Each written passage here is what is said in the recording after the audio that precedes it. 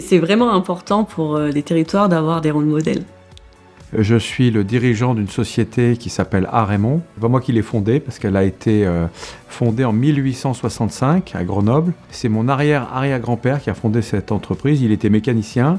Un modèle, c'est vraiment une référence commune à des individus qui donnent l'exemple à d'autres et qui peuvent stimuler ou inspirer d'autres individus à prendre certaines décisions et à atteindre certains objectifs. Et il a inventé en 1886 le premier bouton pression.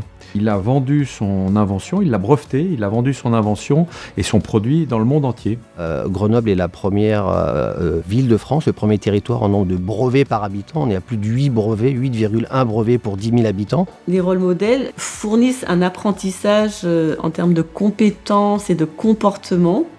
Grenoble émerge à partir du 19e siècle, d'abord avec une activité qu'on a un peu oubliée, la ganterie, mais qui a joué un rôle déterminant dans la construction à Grenoble, à la fois d'un réseau d'entrepreneurs, des réseaux qui sont souvent familiaux. Alors cet héritage, papeterie, ganterie et autres activités mécaniques, ont permis d'avoir un besoin de main-d'œuvre qui ont fait concentrer sur Grenoble, finalement, des activités industrielles qui étaient des petits ateliers. Mon arrière-grand-père travaillait pour ça. Et il n'aurait jamais pu inventer ou penser à ces systèmes ou créer ces machines sans l'écosystème de l'époque, qui était la ganterie en l'occurrence. Voilà.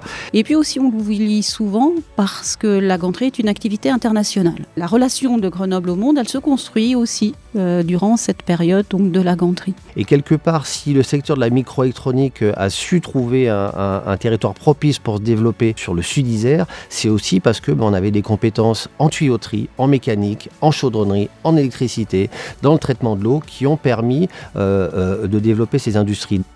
Ce qui est clair, c'est que la réussite entrepreneuriale de Grenoble, elle est due à des facteurs historiques. Du fait que l'esprit pionnier de Grenoble, il est assez historique et on peut remonter dans l'innovation à la houille blanche, aux papeteries, aux liens historiques qui ont été établis entre les trois Louis, Merlin-Gérin, Louis Néel et Louis Veil, qui avaient été visionnaires sur cette richesse des liens entre enseignement, industrie et recherche pour créer de l'innovation. Et cette dynamique du territoire, elle se perpétue parce que derrière, on voit que ça nous rapporte. Donc, à l'origine de cette innovation à Grenoble, on peut, je pense, aujourd'hui dire qu'il y a l'installation juste après la guerre de Louis Néel, en fait, qui a à l'époque développé, on va dire, une démarche relativement fondatrice qui consistait à faire travailler ensemble recherche fondamentale, recherche appliquée et industrie. Il y a un écosystème de recherche, clairement. Que ce soit l'INP Grenoble, le CEA, l'INRIA, il y a des choses qui nous permettent d'avancer sur nos sujets. Ça ne nous amène pas que des talents, ça nous amène aussi des chercheurs avec qui on peut travailler. Alors les facteurs clés qui font que Grenoble est un territoire à part dans la Deep Tech, forcément c'est son historique avec le CEA, l'implantation du CEA en 1956, qui a drivé toute une économie, d'abord autour de la microélectronique. À Grenoble, les entreprises ont beaucoup d'interactions avec les universités et le CEA. Le CEA qui est moteur, le CEA a permis à Grenoble d'être dans les villes les plus innovantes dans le monde. Il y a les premières avancées des premiers semi-conducteurs ont été faites à Grenoble.